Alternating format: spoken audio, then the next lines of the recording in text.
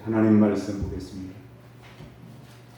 하나님 말씀은 창세기 50장 15절에서 21절까지 말씀을 공독해 드리겠습니다.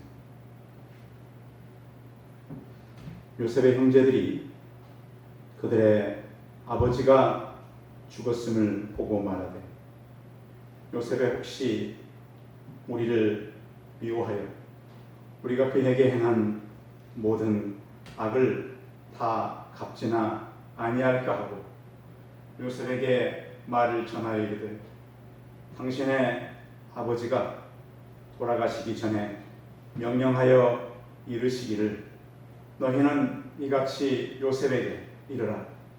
내 형들이 내게 악을 행하였을지라도 이제 바라건대 그들의 허물과 죄를 용서하라 하셨나니, 당신 아버지의 하나님의 종들인 우리 죄를 이제 용서하소서 하며, 요셉이 그들이 그에게 하는 말을 들을 때 울었더라. 그들의 형들이 또 친히 와서 요셉의 앞에 엎드려 이르되, 우리는 당신의 종들이니. 요셉이 그들에게 이르되, 두려워하지 마소서. 내가 하나님을 대신하리이까. 당신들은 나를 해하려 하였으나 하나님은 그것을 선으로 바꾸사 오늘과 같이 많은 백성의 생명을 구원하게 하시려 하셨나니, 당신들은 두려워하지 마소서. 내가 당신들과 당신들의 자녀를 기르리이다 하고 그들을 간곡한 말로 위로하였더라. 아멘. 사랑과 서로 인사하겠습니다. 반갑습니다. 네, 오늘 예배에 오지 못하고 가정에서 예배를 드리는 우리 성도님들, 하나님의 은혜와 평안이 가정 안에 충만하게 임하기를 바랍니다. 그리고 지금 우리가 이 질병 때문에 잠시 만나지 못하지만 늘 우리의 어떤 상황이 온다 할지라도 감사하며 사시기 바랍니다. 그리고 또 우리 믿는 사람들은 소망을 가져야 해요. 질병 때문에 질병만 어려운 것이 아니고 참 우리 미래가 암담할 때가 참으로 많습니다. 그러나 지금만 보지 마시고 우리 현장에서 눈을 들어서 하나님을 본다면 우리의 삶은 더 여유가 있어지고 또 소망을 가지게 됩니다. 제가 언젠가 신문에서 읽었던 그 기억이 납니다. 나무 중에요, 특히 가을이 되면 이제 나무들이 이제 열매를 많이 맺잖아요. 그 나무 중에 이 굴곡이 심한 나무일수록 당도가 더 높은 과일을 만들어낸다는 거예요. 그러니까 사과나무보다는 배나무가 더 굴곡지대요. 그래서 배가 더 달고, 배나무보다는 감나무가 더 굴곡이 세요. 그래서 배보다는 감이 달고, 또 감나무보다는 포도나무가 더 굴곡이 세요. 그래서 포도나무는 감나무보다 더 당도가 높다는 과일. 그래서 이 이제 글을 썼던 분의 요지는 뭐냐면, 굴곡진 더 나무일수록 당도가 더 높은 과일을 만들어낸다. 근데 그것이 인생도 그렇다는 거예요. 왜 내 인생은 이렇게 힘들까? 왜 내 삶은 이렇게 어려울까? 혹시 그러시는 분들이 계시다면 우리 믿음의 성도들도 더 힘든 그런 인생의 학교를 갔다라고 하는 것이죠. 우리 성도들이 걸었던 광야는 더 깊은 그런 발자국을 남겼어요. 같이 걸은 것 같지만 누구는 더 무거운 걸음을 걸어야 했고, 누구는 더 무거운 짐을 가지고 걸었기 때문에 그들의 발자국은 더 깊었다는 거예요. 그래서 우리의 삶이 어떠한 굴곡이 오고 어렵다. 그 굴곡을 통해서 더 당도가 높은 과일을 만들어내는 그러한 삶들이 되기를 주의 이름으로 축원드립니다. 성경의 인물 가운데 다윗도 굉장히 많은 굴곡진 삶을 살았습니다. 그런 어릴 때 목동으로 자라셨어요. 그런데 전쟁터에 나갔다가 갑자기 전쟁에 영웅이 됩니다. 그 영웅이 좋은 일을 했지만 그 왕의 시기 때문에 도망다니며 살아야 했습니다. 그 힘든 삶을 마치고 겨우겨우 왕이 됐지만 사울 쪽에 서 있던 사람들로부터 많은 비난도 받고 또 시간이 지나서 아들이 배신을 해서 그 어려움을 만납니다. 그런가 하면 다윗은 그의 인생 살아가면서 많은 굴곡진 삶을 살아야 했습니다. 그 시편 39편 5절에 보면 이렇게 기록되어 있습니다. 주께서 나의 날을 한 뼘 길이만큼 되게 하시네. 그렇습니다. 나의 일생이 주 앞에는 없는 것 같사오니 사람은 그가 든든히 서 있을 때에도 진실로 모두가 허사뿐이니이다. 그렇습니다. 다윗은 그 삶을 한 뼘이라고 생각했어요. 그러니까 사람의 이 몸으로 할 수 있는 최소 단위가 한 뼘인 것 같아요. 물론 규빗도 있지만 그래서 내 삶이 이렇게 짧은 거 그리고 또 든든히 서 있다 할지라도 그 모든 것이 허사라고 했습니다. 인생이 얼마나 빨리 지나고 하나님 앞에서는 우리 한 사람 한 사람이 마치 밀려오는 파도의 포말처럼 여러분 그 파도 위에 보면 하얀 거품 밀잖아요. 순간을 잃었다가 사라지는 인생같이 우리 인생은 짧게 지나가는 것입니다. 그런데 이렇게 우리 인생이 짧고 참 덧없이 지나갑니다. 우리 믿음의 사람들이 믿음으로 산다는 것 자체도 힘들잖아요. 그런데 믿음으로 살면서 또 다른 사람을 살린다라고 하는 것은 참 어려운 일이에요. 그러니까 우리 모든 사람들이 사람을 살려야 된다라고 하는 그런 의무감과 책임감은 있어요. 그런데 실제로 하는 것은 참 어려워요. 우리 주변에도 보면요. 어떤 사고가 생기면 그 119 대원들이 출동을 하잖아요. 소방관들이 가가지고. 근데 보면 소방관들도 사람 살리다가 자기가 희생하는 경우가 자주 있어요. 불이 났을 때 보면 소방관들이 불을 끌어갔다가 자기가 불타서 죽는 사람도 있잖아요. 건물이 무너져서 출동했다가 자기가 건물에 깔려 죽는 소방관들도 많아요. 또 어떤 소방관은 홍수가 나서 사람이 떠내려간다는 것을 연락을 받고 구하다가 자기가 또 생명을 잃는 그런 사람들도 있어요. 해마다 얼마나 여러 명의 소방관들이 희생을 당하는지. 참 언젠가 제가 한번 들어봤더니 어떤 사람이 그 동네에 개가 이렇게 나와가지고 포획해야 된다. 소방관이 출동하다가 가다가 교통사고가 나가지고 목숨을 잃는 이런 경우도 있다. 근데 육신을 이렇게 구하다가 동물을 이렇게 어떻게 포획하려 육신의 희생을 당하는 사람이 있어요. 그런데 생각해 보세요. 우리는 영혼을 살려야 되는 사람들. 영혼이 돌아오는 것은 쉽지 않잖아요.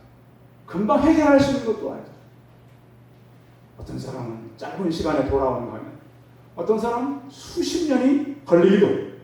그래서 우리가 믿음으로 사는 것도 어려운데 또 다른 사람을 살리고 살아야 되는 우리는 많은 고난과 인생의 수고와 많은 어려움이 있다는 거예요. 오늘 우리는 창세기 마지막 장을 통해서 위로하는 자, 어떤 사람이 위로할 수 있는가, 그것을 같이 나눠보기 원합니다. 창세기가 계속 요셉 이야기는 야곱 이야기의 속편처럼 나와 있습니다. 36장까지 계속 진행되다가 37장에 갑자기 요셉의 이야기가 등장해서 계속 이어지는 그런 내용인데요. 성경의 모든 이 상황들은 글로 우리에게 표현되어 있지만 여러 가지 방법을 통해서 우리에게 전달되고 있어요. 마치 한 드라마처럼 만들어져 있잖아요. 요셉 이야기. 이것도 이제 이 성경적인 이 전문적인 내러티브라 그럽니다. 그러니까 글로만 나타나는 것이 아니고 여러 가지 모습으로 여러 방법으로 우리에게 하나님의 말씀을 전달하고 있다는 거예요.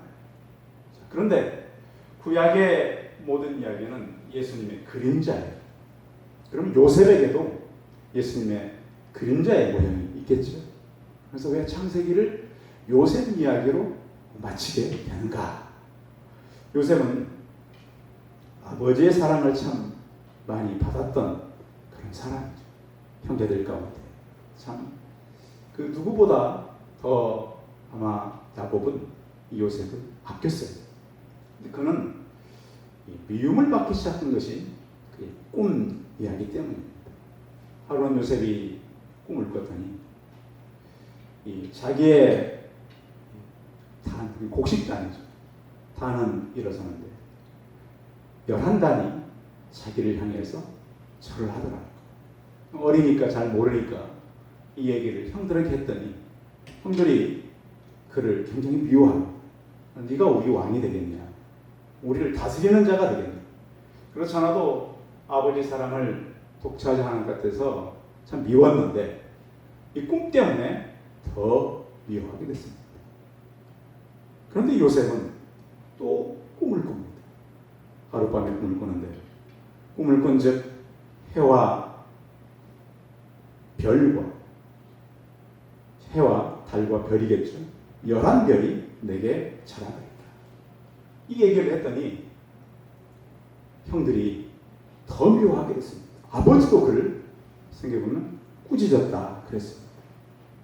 그래서 그런데 이 성경에 보면 아버지는 그 말을 간직해 두었다라고 표현하고 있어요. 하나님의 계획이 그에게 있었던 것이죠.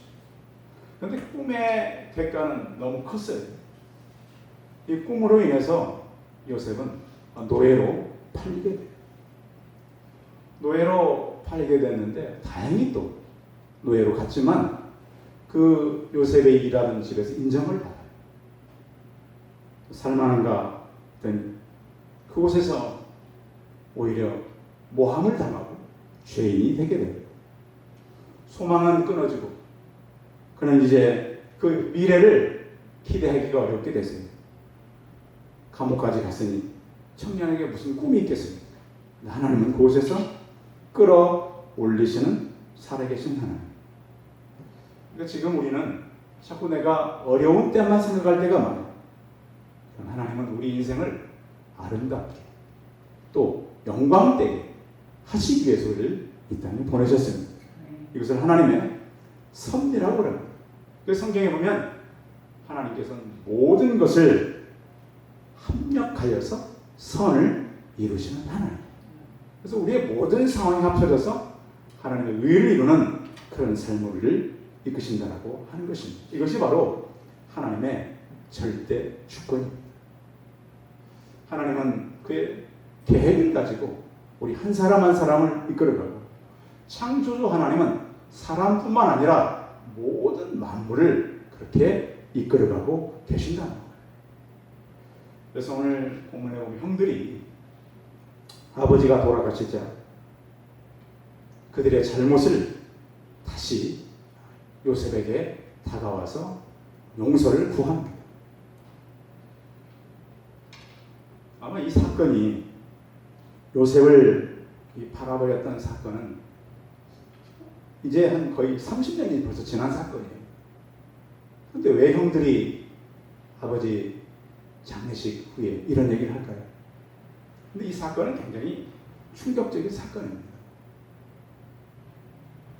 그 당시에 이 노예로 팔린다고 하는 것은 기록들을 보니까 그 당시에 노예는 거의 동물과 같아요.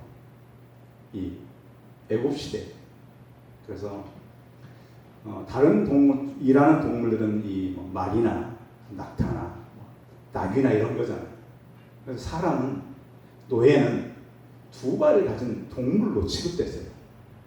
두 발을 가진 농기구로 취급돼서 사고 팔 수가 있었어요. 생각해 보세요. 자기 친동생을 이렇게 노예로 팔아버린 분들. 그것은 굉장히 큰 충격이었죠. 그리고 또 그냥 판 것이 아니라 옷을 다 벗겼어요. 팔았습니다. 얼마나 끔찍한 일입니까? 그래서 우리는 이 요셉이 팔리고 어려움을 만났던 모습과 예수 그리스도의 모습을 많이 비교해 봅니다. 요셉은 사실은 옷이 한 번 벗긴 게 아니에요. 그 노예로 갔다가 그 애굽에 그를 샀던 보디발의 집에서도 다시 옷이 벗겨지게 돼요. 그 고대 이집트의 그림들을 보면 그 노예들의 옷과 일을 시키는 사람들의 옷이 틀려요. 그 당시에 되게 옷은 이 치마처럼 된 상의는 안 입었던 것 같아요. 그래서 일을 시키는 사람들의 옷을 보면 무릎까지 내려와요. 근데 노예들의 옷은 무릎에서 한참 올라가요. 이게 노예들의 옷이에요. 물론 색깔도 틀려요. 그런데 요셉이 도망칠 때 그 짧은 그 옷이 벗겨졌다는 거예요. 그럼 어떻게 도망갔겠어요? 예수 그리스도도 붙잡혀서 옷이 다 벗겨졌어요. 요셉은 은 20에 팔렸는데 예수님 은 30에 팔렸어요. 그 당시에 노예값이었어요. 예수님이 고소당한 것처럼 요셉도 고소를 당했어요. 많은 사람들이 그를 저주한 것처럼 요셉도 참 어려움을 많이 만났어요. 그러나 변명도 못했어요. 예수님도 마찬가지죠. 그런가 하면 요셉이 감옥에 가서 만한 두 죄수가 있었잖아요. 떡을 맡은 관원장과 술을 맡은 관원장. 한 사람은 죽고 한 사람은 살았어요. 예수님 곁에도 두 강도가 있었어요. 한 강도는 구원을 받았고 한 강도는 구원을 받지 못했어요.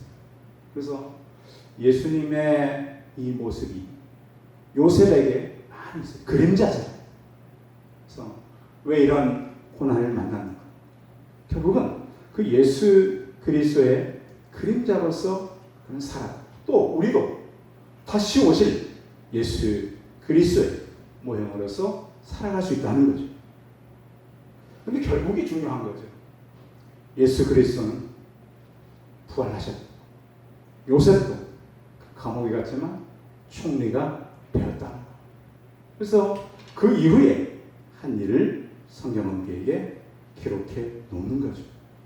혹시 우리를 미워하지 않을까? 요셉은 당대 가장 막강한 국가의 총리였고 형들은 이제 아버지가 떠났기 때문에 요셉이 두려워진 것입니다.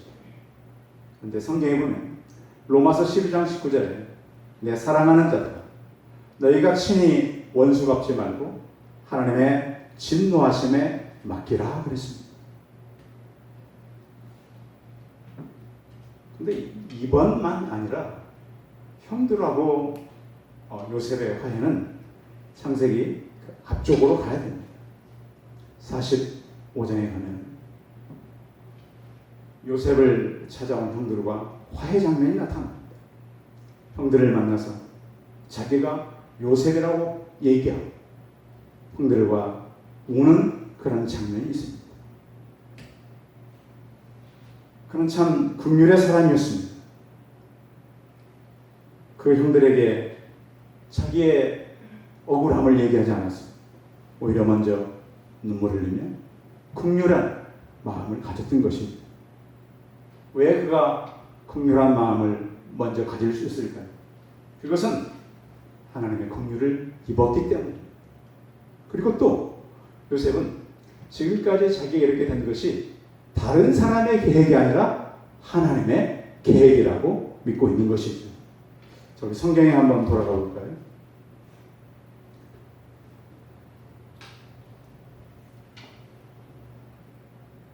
(19절) 같이 한번 읽어보겠습니다.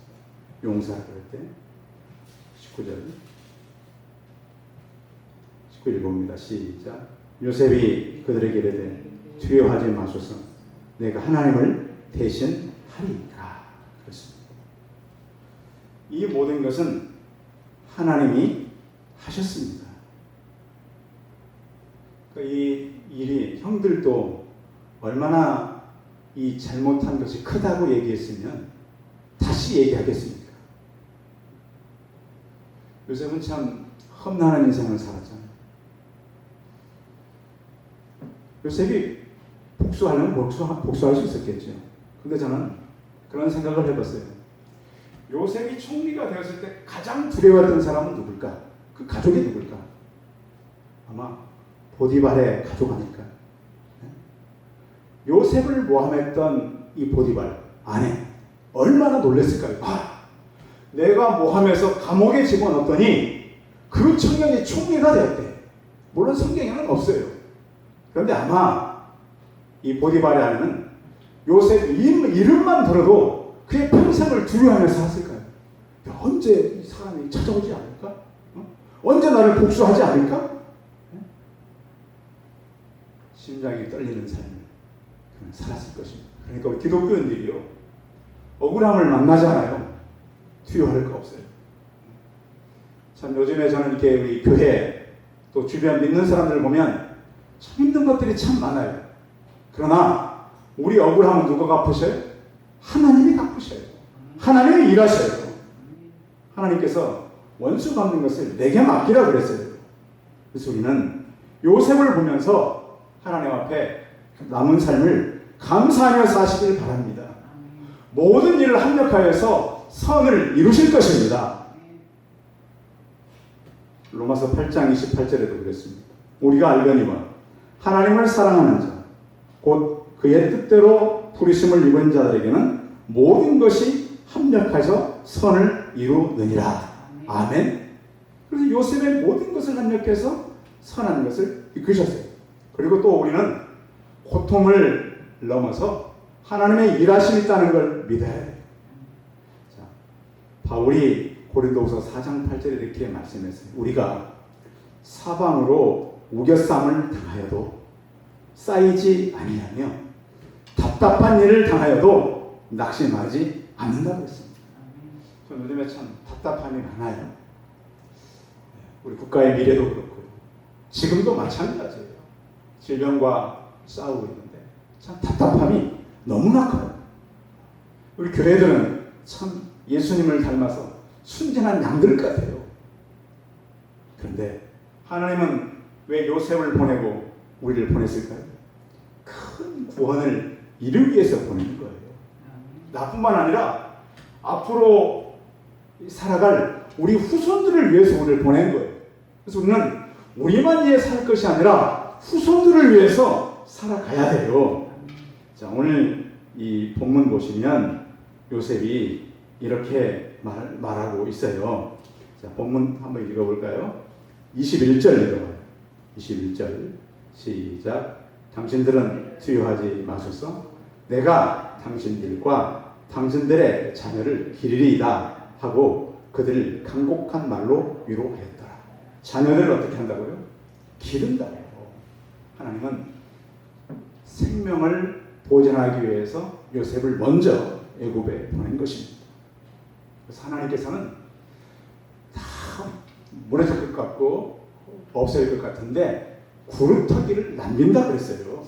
이사야서 6장 13절에 보면 그 중에 10분의 1이 아직 남아있을지라도 이것도 황폐하게 될 것이나 밤나무와 상수리나무가 배임을 당하여도 그 구루터기는 남아있는 것 같이 거룩한 씨가 이 땅에 구루터기니라 하시더라 그랬습니다. 고난에는 하나님의 섭리가 있어요. 우리 성도들 가운데 나는 많이 실패했다. 근데 그 실패에도 섭리가 있음을 믿으셔야 돼요. 나는 너무 고통스럽다. 그 고통에도 섭리가 있음을 믿어야 됩니다. 그래서 거기에는 다 하나님의 작품이고 하나님의 만드신 그러한 역사가 일어날 것입니다. 그리고는 우리는 이 창세기 시장을 보면서 하나님은 야곱을 통해서 하나님께서 꼭 하시고 싶은 말씀을 하고 있어요. 오늘 21절 마지막 말씀에 보면 간곡한 말로 뭐 하였더라? 위로하였더라 그랬습니다. 하나님께서는요, 이 기나긴 야곱의 인생 그리고 그 아들 요셉을 통해서 우리가 어떤 삶을 살아야 되는가를 설명하고 있어요. 어떤 상황 속에서 우리는 사람들을 위로하는 자들이 되시기 바랍니다. 하나님은 아무리 약한 것도 선으로 바꾸시는 살아계신 하나님입니다. 하나님은 역전의 하나님이시죠. 그래서 우리를 생명을 구하기 위해서 땅에 보냈는데요. 예수님의 생애를 보면요, 그 제 아들도 예수님 배신하잖아요. 배반. 그런가 하면 그 당시에 종교 지도자들은 욕심이 있어요. 백성들은 굉장히 무지해요. 지금도 똑같은 것 같아요. 자세히 보면 사람들은 사람을 배반하고요. 자세히 보면 사람들은 자기 욕심이 있고요. 사람들은 참 무지한 데가 참 많은 것 같아요. 그런데 우리가 볼 때 이런 걸 보니까 답답하잖아요. 그런데 하나님 이것을 선으로 바꾸시는 살아계신 하나님. 그런 상황 속에서 내가 당신의 자녀들을 기르겠습니다. 그랬습니다. 성도들의 삶이 요새에 만든 감옥처럼 아무리 힘든 상황이 온다 할지라도 눈을 들어서 하나님을 바라보시기 바랍니다. 절망이 희망이 될 것이고 슬픔이 기쁨이 될 것입니다. 하나님은 아무리 악한 것도 선으로 바꾸시기 바랍니다. 그래서 우리가 슬픔을 만나고 어려움을 만난다 할지라도 기쁨을 주시는 하나님을 바라보셔야 되는 것입니다. 간곡한 위로라는 말 제가 한번 찾아봤어요. 우리가 위로라는 말은 많은데 간곡한 위로라는 말은 잘 안 나와요, 성경에. 요셉을 통해서. 이 간곡하다는 말은 심장이라고 하는 말이 포함되어 있어요. 마음, 그리고 중심으로 친절하게 말했다는 거예요. 창조의 하나님은요, 굴곡한 인생을 살았던 요셉을 통해서 간곡한 위로라 이렇게 표현합니다. 창세기 시작은 혼돈으로부터 시작되는 거 아시죠? 창세기 1장을 보면 굉장히 혼란스러워요. 근데 그 혼란 가운데 하나님은 빛을 만드셔요. 빛은 하나님의 용서와 사랑과 구원의 빛이에요. 그 빛은 절망도 죽음도 없어요. 생명으로 이끌어가는 거예요. 마지막까지도 죽음이 온다 할지라도 불안함에서 자유할 수 있는 것이 생명의 빛이에요. 우리는 우리가 직면하는 모든 문제를 두려워할 것이 아니라 빛이신 하나님을 바라보시기 바랍니다. 창세기는 용서와 사랑을 우리에게 말씀하고 있는데 마음에 혹시 상처가 있는 성도들이 있다면 상처는 우리를 자유롭게 하지는 못해요. 상처는 우리를 자꾸 어둠으로 들어가게 만들어요. 그런데 어떤 사람들이 위로자가 될까요? 상처 입은 사람들이 위로자가 된다는 거예요. 예수님을 보셔요. 십자가에 못 박힌다 그러니까 다 도망가잖아요. 아무도 안 남잖아요. 그런데 먼저 찾아간 분은 바로 예수님이에요. 제 아들 찾아갈 때 강에다가 이 갈릴리 강 옆에다가 떡도 부어놓고 생선도 부어놓고 기다리고 계셨어요. 와서 조반을 먹어라. 그러면서 친히 음식을 나눠주셨어요. 아마 그 예수님 음식을 나눠줬던 예수님의 손목은 아직도 십자가에 못 박힌 자국이 상처가 다 아물지 않았을 거예요. 왜냐하면 며칠 되지 않았기 때문에. 우리는 이 땅을 살면서 우리도 많은 굴곡진 삶을 살고 상처도 받지만 상처 입은 또 다른 사람들을 위로하며 살라고 우리를 보내신 것입니다. 왜냐하면 영원함을 가진 영혼은 영원한 것만 진정한 위로가 되기 때문에 그런 거예요. 사람을 아무리 위로해도 그 위로가 차지가 않아요. 왜? 우리는 영원한 삶을 갖고 있기 때문에 그래요. 그러나 그에게 채울 수 있는 것은 영원함이에요. 그래서 성경은 요셉을 통해서 간곡한 말로 위로하고 있는 거예요. 요셉은 떠나. 그러나 영원한 만남을 우리에게 다시 기대하게 한다. 동생을 팔아버린 형들, 그 형들을 위로하고 그들의 심정을 바라보면서, 어떻게 보면 간곡한 말이라는 것은 속 깊은 말이에요. 속 깊은 말로 위로하고 있는 것처럼 우리가 인생을 살아가면서 우리도 어떤 험악한 삶을 살았다 할지라도 우리 인생이 빛으로 생명으로 바뀌어서 또 다른 사람들을 위로하는, 이 흔들리고 사람들의 절망하고 있는 이 시대에 영원한 소망을 위로하는 그런 사람들이 다 되시길 바랍니다. 기도하겠습니다. 살아계신 하나님, 우리는 이 땅에 살면서 우리 또한 많은 굴곡진 삶을 살아가는 인생들입니다. 하나님은 우리 굴곡진 삶을 통해서 더 당도 있는 열매가 나타나길 원하십니다. 이 시간 예배드리고 있는 우리 성도들 마음들을 기억하여 주옵소서. 우리 한 사람 한 가정이 아니라 하나님은 더 큰 일을 위해서 우리 이 땅에 보내셨습니다. 영원함을 우리가 바라보게 하여 주옵소서. 오늘 요셉처럼 그 상처가 많은 사람이지만 또 남아있고 앞으로 살아갈 그 사람들을 위로하는 우리가 되게 하여 주옵소서. 주님께서 그들을 배반한 제자들에게 찾아와 내 양을 먹이라고 부탁하였습니다. 간곡히 부탁한 것처럼 오늘 요셉도 형제들을 향해서 내가 당신들과 당신의 자녀들을 기르겠다라고 그 말을 우리도 할 수 있는 그러한 믿음의 용기 있는 사람들이 되게 하여 주옵소서. 하나님, 우리를 통해서 많은 사람들을 살리게 하시고 우리 또한 많은 사람들을 간곡히 위로하는 그러한 위로하는 자들이 다 되게 하여 주옵소서. 이제는 우리 주 예수 그리스도의 하나님 아버지의 무한하신 사랑과 성령의 교통하심, 나 또한 깊은 골짜기 같은 굴곡진 삶을 살아가지만 그 상처를 가지고 또 다른 사람을 위로하는 자로 살기를 소원하는 우리 성도들의 머리머리 또한 우리 성도들의 직장과 자녀들과 일터와 우리 성도들의 모든 삶 가운데 하나님의 놀라운 은혜가 이제부터 영원토록 함께 있을지어다. 아멘.